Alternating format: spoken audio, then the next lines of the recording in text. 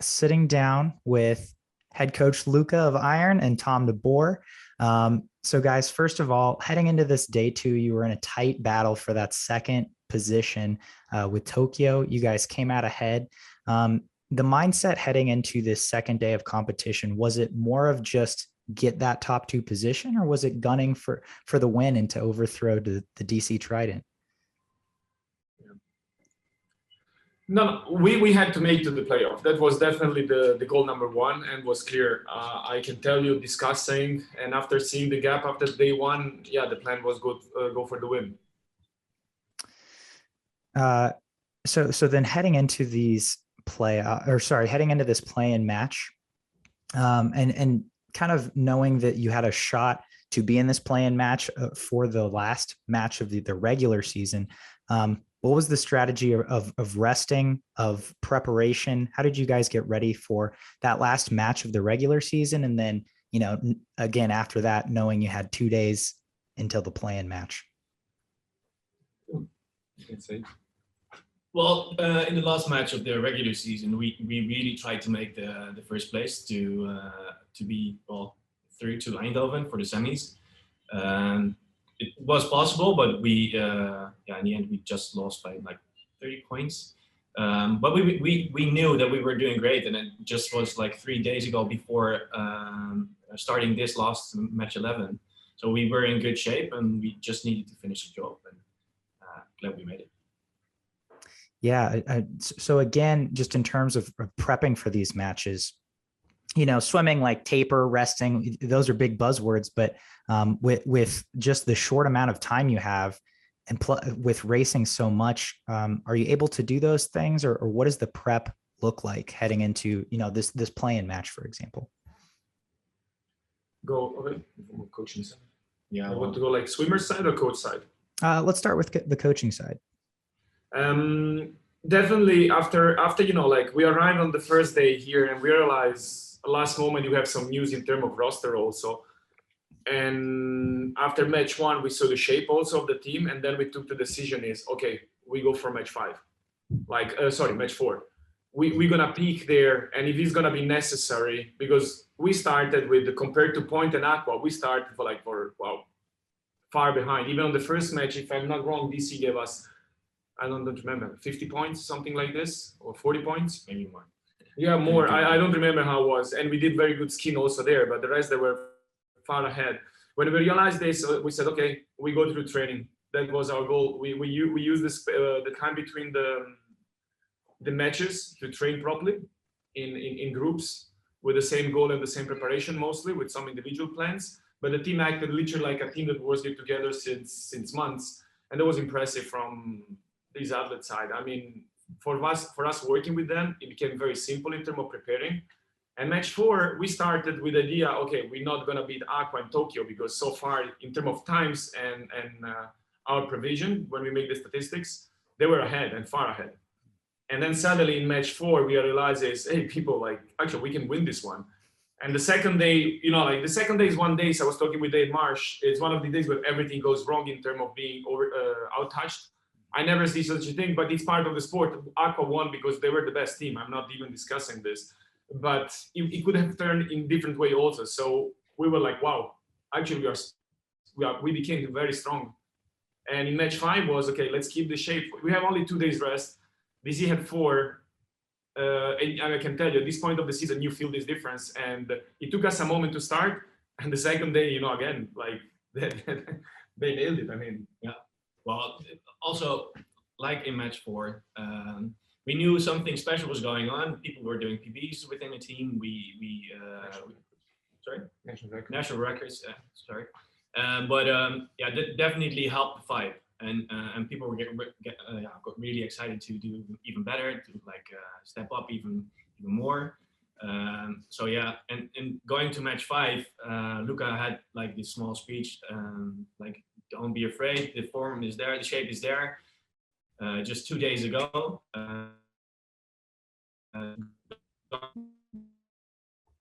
what the can do with it, and you should be able to do it and make it. Yeah. So, and then Thom, for you, just in terms of racing, you had 2 skins races and back-to-back matches with it, within 5 days, 4 days, I think. Yeah. And so, can you take me through those just for you personally? How do you approach a skins race, knowing, hopefully you're going to be swimming 350s in, 9 minutes? Yeah. Well, going into the skins, it's about making the first round actually, because like last time, Marco came 5th, but he was just 900ths of a second slower than the number 1, so it was really close. And same for today actually. So I don't think many people really hold back on the first one, because you can't really. But whenever you finish, you just need to focus immediately on the second one. Or that's at least what I need to do.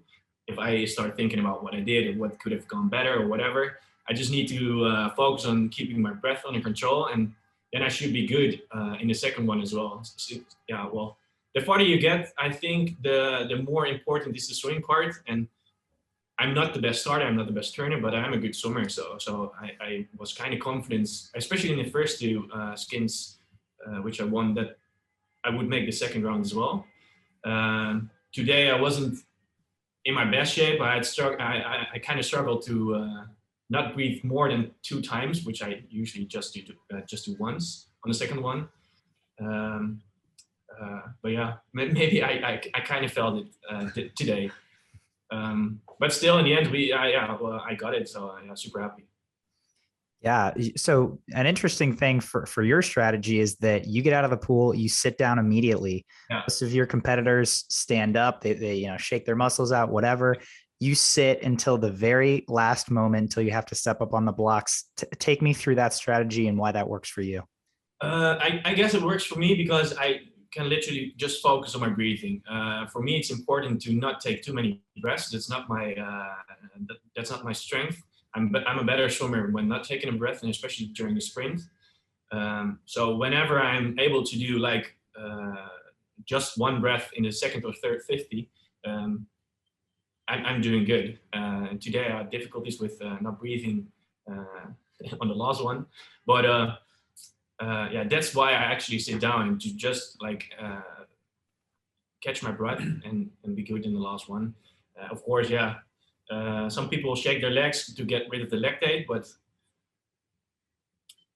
if you're like, for example, Marco Orsi, he's this big guy, huge legs. If he would keep on standing, that would hurt his legs as well. So yeah, well, that's why most people, well, in our team, sit down during in between the skins, and same holds for me. Does your training that you do normally, on a day-to-day basis, if you're home in the Netherlands or even in ISL, does that kind of play into skins? Does your training look or mirror that at all on certain days? Yeah.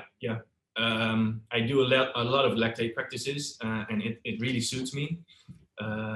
So I sometimes have these sets, but long course going up to the Olympics, I did 3 rounds of a 50 long course on every 6 minutes or 8 minutes, and be able to do a certain time.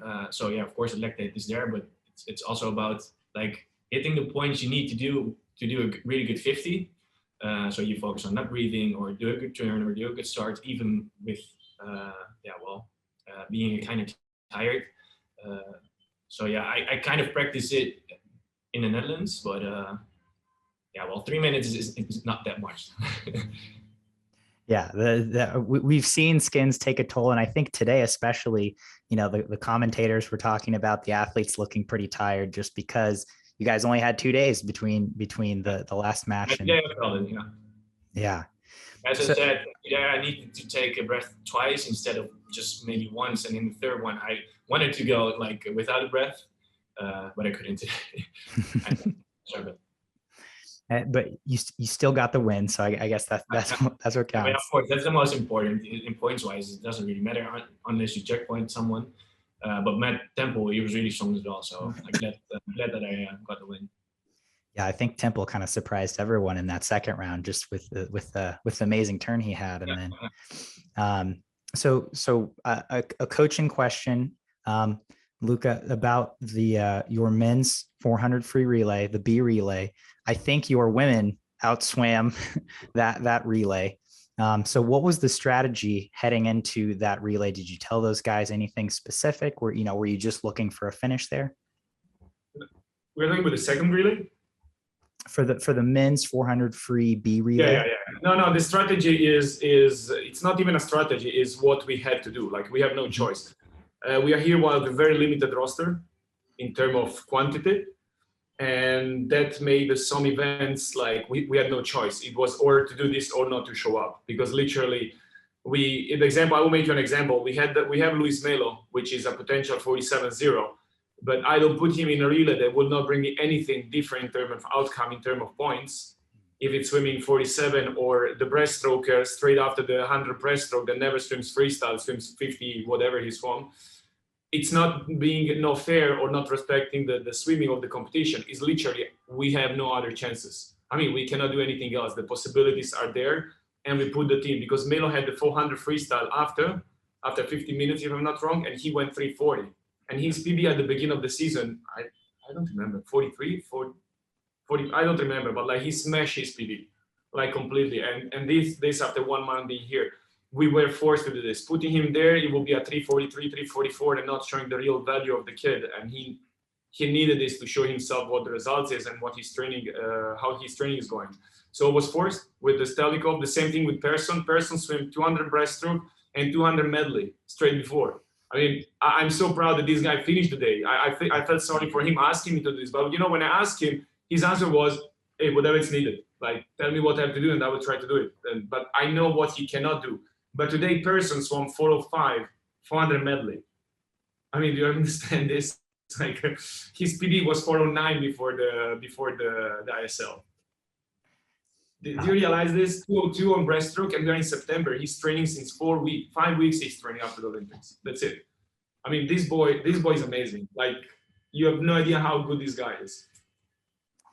And I think that's one of the cooler things about ISL. Certainly something we don't see in normal, just competition throughout the year, is that you're playing to the rules and you're playing to how scoring needs to go. And like you said, you did what you had to do, and your team came out, you got the finish you needed.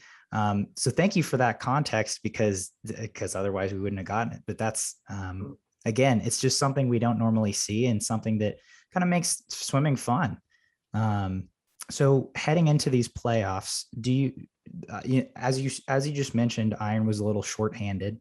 Do you expect to get any swimmers back for the playoffs in Eindhoven? Yeah. do you know? We cannot ask miracle these guys. If you would give us 2 months more of training altogether like this, I would not be scared to go with this team against anyone almost, because the improvement that they're doing, it's clear in terms of quality, not only time, but they're getting on another level in terms of swimming, and they're working together with a different method in the same program, and they accepted this. Even Thom, Thom had his program from his coach, which is great job, by the way, guys. He's receiving the program and he's integrating this with our program. So he's always followed by somebody, and the other part is with us in the program with Aris da Silva, the sprint coach. And he accepted, he implemented actually, and then we can work. So the people that are coming, actually, one thing maybe is interesting to know, for this last match, we had a chance to bring back the Emre Sakci, for instance, that was discussed to have him back. And after the Stelnikov performed well in match 4, 56, 100 breaststroke in the breaststroke relay, we said, you know what, we go with him. Like, he deserved his spot. It doesn't matter if he's not the superstar that it's supposed to be the Emre in this case, but he did his job. And we were very proud to put him. And maybe with Emre will be maybe a couple of points more, but this team deserved the trust and the correct treatment because of their work they've done. And definitely was a fair move to him. And then he's on the relay, by the way, and we know what does it mean. But it's part of the game, as you said. It makes swimming more interesting. The ISL is special because of this. We have to ask about Team Iron's partial owner Katinka Hozu. Do you know the status of her and if she'll be racing in the playoffs at all? Katinka needs to be with her mind and her soul in the place where she wants to have this dance, the one dance more. She fully deserves to have her time, to enjoy life, to just calm down. what she has done, we don't need to discuss about this. And she more than anybody else deserve time to understand what she wants to do and how. And of course, if she's gonna need help, today I make sure she has my phone number so to call me for any kind of support she needs. And it will be amazing if she needs or she wants to try. So we will see, but it's totally up to her. If she's gonna be there, it's gonna be amazing because team will start. Now we are good. Now we went close to Aqua, which went very close to LA as DC. If we improve a little bit, it means the DC start being close to us. If we convince maybe our alien also to join us after his break after the Olympics, I'm talking about Christoph. That would be something that people will start thinking. They cannot make place 4, but actually it's not even impossible. So we'll be ready. What we did now to get in the first 8, we're gonna try to do it to get in the first 4. We need the same kind of miracle. But the team is cool, man. These people are. I had so much fun. First year, this crazy experience. That was awesome.